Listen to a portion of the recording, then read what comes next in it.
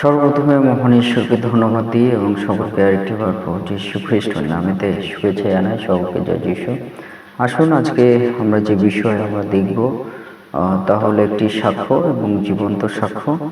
এবং সেই সাক্ষ্যটি এরকম যে ধর্ম পরিবর্তনের বিষয় নিয়ে একটি প্রশ্ন করা হয় একজনকে, এবং তিনি সেই বিষয়ে কিছু উত্তর তিনি দেন। আর সেই উত্তরের মধ্যে কিছু বিষয় আমিও বলতে চাই। তিনি বলেন যে তিনি 7 বছর বিছানা শয্যা তিনি ছিলেন এবং মৃত্যুর দোরগোড়ায় পৌঁছেছিলেন, এরকম তার জীবনের অবস্থা হয়ে গেছিল। এবং বলছে যে সেই সময় তিনি ঈশ্বরকে তিনি জানতে পারেন কোনো মাধ্যমে এবং তার চরণতলে নিজের জীবনকে সমর্পিত করেছেন। এবং তাকে প্রশ্ন করা হয় যে টাকা দিয়ে ধর্ম পরিবর্তন কেমনভাবে হয়। তিনি বলেন টাকা দিয়ে ধর্ম পরিবর্তন কখনোই হয় না। এবং বলছে আমি জীবন্ত ঈশ্বরকে, তিনি আমাকে আরোগ্যতা দিয়েছেন, তিনি আমাকে রক্ষা করেছেন, তাই সেই জীবন্ত ঈশ্বরকে আমি আরাধনা করি। যীশু খ্রিস্ট তিনি নতুন জীবন দিয়েছে, এই জন্য ঈশ্বরের কাছে আমার জীবন সমর্পিত করেছি। তিনি এই বলেন যে এছাড়া আমি কি কোনো ভুল কাজ করেছি? লোকে ভুল পথে চলে এবং ভুল কার্য করে, অন্ধকার জীবনে চলে, মন্দ কার্য করে, কিন্তু আমি যেখানে গেছি সেই জায়গা কোনো ভুল জায়গা নয়। সেখানে পবিত্র ঈশ্বর, সত্যময় ঈশ্বর, তার আরাধনা আমি করি। সেই বিষয় নিয়ে একটি সাক্ষ্য আজকে আপনাদেরকে দেখাতে চাই। তাই শুরু থেকে শেষ অবধি যতজন ঈশ্বরের সন্তানেরা আছেন, শুরু থেকে শেষ অবধি মন দিয়ে এই সাক্ষ্যটি আপনারা শুনুন। ধর্মান্তরণ বিষয় নিয়ে তাকে প্রশ্ন করা হয়, আর সেই সময় তিনি কি উত্তর দিয়েছেন সে বিষয় আসুন আমরা দেখে নিই, আমরা শুনি। मेरा नाम जिज्ञासा वर्मा है। जिज्ञासा जी, कल आपके साथ मारपीट की घटना हुई, क्या कुछ घटना का भैया कल माहौल होने वाला था, हमारे दुआ प्रार्थना होने वाली थी। उसी तरह सूचना मिली कि बजरंग दल के लोगों ने अटैक किया है चर्च पे गए के। फिर हम धीरे धीरे करके हम वहाँ से निकलने लगे, क्योंकि उनकी हम स्थिति जानते हो किस तरीके से हम करते हैं हमारे साथ। तो हम निकले, लास्ट में हम और मेरी फैमिली बची हुई थी, तो मैं अपनी फैमिली को कार के माध्यम से भेज दी। उसके पीछे हनुमान जी का स्टिकर लगा हुआ था। मैं 4 सालों से अपनी छोटी सी गवाही यहाँ पे देना चाहूंगी। मैं पिछले 4 सालों से मैं बिस्तर में थी, डॉक्टर ने जवाब दे दिया था। मेरी स्थिति ऐसी थी कि मैं मरने के योग्य हो गई थी, लेकिन जब मैंने परमेश्वर को जाना और मेरे लिए जब प्रार्थना दुआ हुआ, तो मैं प्रभु के खिलाफ प्रभु के लिए मेरी श्रद्धा बढ़ी। मैं हिंदू फैमिली से हूँ, मैं आज भी वर्मा लिखती हूँ। कोई धर्मांतरण नहीं, कोई बत्तीसमा नहीं, कोई को ये क्या बोलते हैं, जो बोलते हैं ना धर्म परिवर्तन।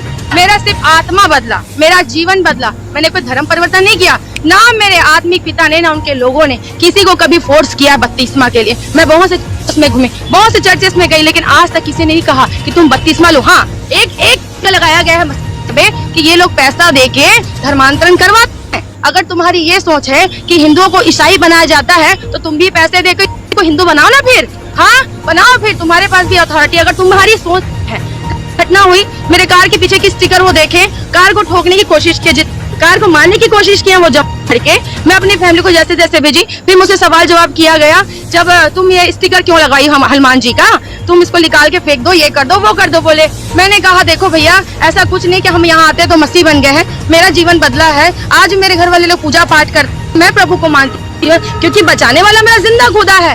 तो मैं उसको मानूंगी जिसने मेरा जीवन दिया, मेरे को जीवन दिया है ना। मैं अपने जिंदा परमेश्वर को मानूंगी। तो मैंने ये बात रखी। फिर जितने जवान थे मुझ पे लग गए, प्रभु को गंदी गंदी चीजें बोले, हाले का मजाक उड़ाया उन्होंने। उसके बाद वो ज्योति शर्मा बीच में से घुस के आई, फिर मेरे ऊपर चढ़ के बोलती है कि मेरे लोगों को तूने क्या बोला, मुझसे बात कर। तो मेरे दिमाग में आया कि इनके बच्चे नहीं लपाए, तो अपनी अम्मा को बुला के ला लिए।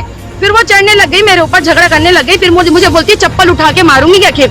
फिर हमारा बहस हुआ। मैं बोली आंटी मैं क्या गलत बोली आपको, मैंने बस बताया कि ये बात है आंटी, मेरा जीवन बदला है। मैं बहुत तकलीफ में थी, दर्दों में थी, दर भटकी। मैं डॉक्टरों के दर पे गई, सारे लोगों ने हाथ खड़ा कर दिया कि कुछ नहीं हो सकता तुम्हारी जिंदगी का, लेकिन मेरे परमेश्वर ने, मेरे यीशु नासरी ने मुझे बचाया, मुझे नया जीवन दिया। इसलिए मैंने अपना जीवन परमेश्वर को समर्पित किया। मैं आज भी वर्मा हूँ, मैं आज भी हिंदू, मैं दंगे की चोट में बोलती हूँ, आज भी मैं जिज्ञासा वर्मा ही लिखती हूँ। मेरे घर में पूजा पाठ होता है, बस मैंने अपना जीवन परमेश्वर को दिया है।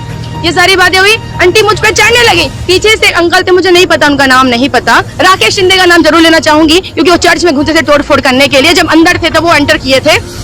उसके बाद वो अंकल पीछे से बोलते हैं, पर परमेश्वर का मजाक उड़ा के बोलते हैं कि हमको भी ठीक करो, अपने यीशु को यहाँ पे बुलाओ बोले।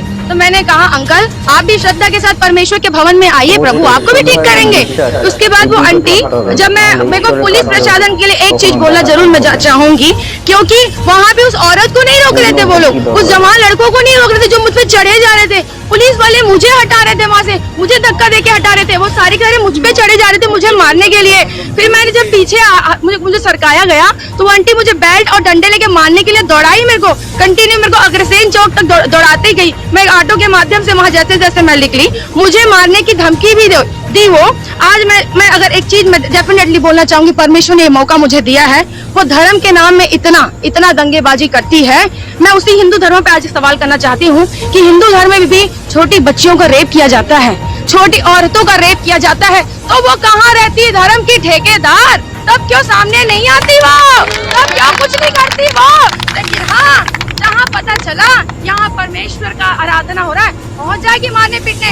मुझे एक चीज पूछना पुलिस प्रशासन से और सरकार से भी, मुकेश काका से पूछना है, काका इसलिए सरकार बनाए थे आपको हम, हाँ कि कोई आप कुछ भी नहीं भाई, बस मतियों पे सताओ और बस ये झूठा आरोप लगाया जा रहा है कि ये धर्मांतरण करवाते हैं, पैसा देकर धर्मांतरण करवाते हैं। पहले सच्चाई पता करिए, चर्च आइए, बैठे वचन सुनिए तो पता चलेगा आपको सच्चाई, है ना। उसके बाद वो आंटी कंटिन्यू में मेरे पीछे लगी थी, उसके बाकी चिल्ला चपाटी ये भी बोलने लगे मुझे कि ये वो लीडर है, उसको मारो। मुझे एक चीज समझ नहीं आया, वहाँ पे मेरी क्या गलती थी, मैं क्या गलत काम की, या चर्च में कौन सा गलत काम या गुनाह हो रहा था वहाँ पे?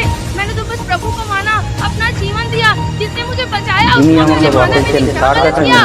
क्यों सरकार कुछ नहीं करती है ऐसे लोगों के खिलाफ? विशेषकर ज्योति शर्मा के लिए बोलना चाहूंगी, उस औरत को पुलिस आंट की तरह छोड़ दिया गया है। मैं ज्योति वर्मा से सवाल करना चाहूंगी, उस औरत को पुलिस आंट की तरह छोड़ दिया गया है कि जहाँ भी जाती है सर घुसा के आ जाती है, डंडा उठा के मारेगी, बेल्ट उठा के मारेगी, गंदी অর্থাৎ এই যে বিষয় আজকে আমরা শুনলাম যে কত সুন্দরভাবে তিনি বলছেন তার জীবনে কি অবস্থা ছিল। সে ডাক্তারের কাছে গেছে, সে বিভিন্ন জায়গায় গেছে যেখানে সে পেরেছে, কারণ সে 7 বছর বিছানার শয্যা ছিল এবং সে বলেছে যে সে মৃত্যুর দোরগোড়ায় এসে পৌঁছে গেছিল এবং সেই জায়গা থেকে তিনি পিতা ঈশ্বরকে জানতে পারেন, প্রভু যিশুকে, এবং জানার পরে প্রভু যিশু নামে দেশে আরোগ্যতা পায়, সুস্থতা পায় এবং সেই মধ্য দিয়ে তার বিশ্বাস, সেই বিশ্বাসটা মধ্য দিয়ে সে তার জীবন প্রভুর চরণতলে সমর্পিত করেছে। আর এই বিষয়টা আমরা মনে রাখি যে তিনি বলেছেন যে টাকা দিয়ে কখনো আমাদের জীবন আমরা পরিবর্তন করতে পারবো না, কিন্তু সত্যময় ঈশ্বর যখন আমাদের জীবনে কার্য করে, সেই কার্যই আমাদের হৃদয়, আমাদের মন, আমাদের আত্মা সমস্ত কিছুই চেঞ্জ করে দিতে পারে এবং তখন আমরা সত্য ঈশ্বরের আরাধনা আমরা আর বন্ধ করতে আমরা চাই না, তার আরাধনা আমরা করতে চাই, কারণ তিনি সত্য ঈশ্বর। সেই বিষয় তার মনে তৈরি হয়ে গেছে এবং সেই মধ্য দিয়ে আমাদের শিক্ষার বিষয়টি যে আমাদেরকে জানতে হয় যে তিনি জীবন্ত ঈশ্বর, সত্যময় ঈশ্বর এবং তার কাছে ছাড়া আমাদের জীবন আর সমর্পিত করার আর কোনো স্থান নেই। তাই তার চরণতলে আমাদের জীবনকে সমর্পিত করার দরকার আছে। সে মধ্যে দিয়ে পিতা ঈশ্বর তিনি আমাদেরকে তার অনন্তকালীন দেওয়া জীবন পথে চলার তিনি আমাদেরকে শক্তি দান করবেন। ঈশ্বর তার বাক্যে আমাদের প্রত্যেককে আশীর্বাদ যুক্ত করুন। আমেন।